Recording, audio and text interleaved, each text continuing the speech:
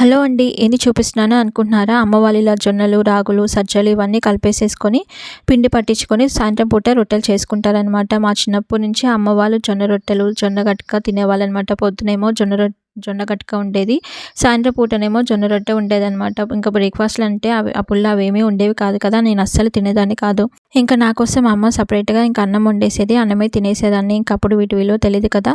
ఇప్పుడు ఈ లైఫ్‌లో షుగర్లు, బీపీలు, థైరాయిడ్‌లు ఇవన్నీ పెరిగిపోయి ఇంకా డైట్‌లు మెయింటైన్ చేయాల్సి వస్తుంది. మనం ఎంత డైట్ మెయింటైన్ చేసినా సరే, మన స్ట్రెస్ కంట్రోల్‌లో ఉంటే అన్నీ కంట్రోల్‌లోనే ఉంటాయి. మనం ఎక్కువగా ఆలోచిస్తే బీపీ పెరుగుతుంది. అన్నీ పెరుగుతూ ఉంటాయి. అందుకే ఎంత తక్కువగా ఆలోచిస్తే అంత మంచిదనమాట.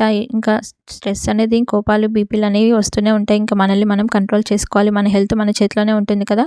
ఒక్కసారి పాడయింది అంటే ఇంకెవరు రిపేర్ చేయలేరు. అందుకే ఎంత తక్కువగా ఆలోచిస్తే అంత మంచిది. మంచి డైట్ తీసుకొని మన స్ట్రెస్‌ని కంట్రోల్ చేసుకుంటే లైఫ్ చాలా బాగుంటుంది.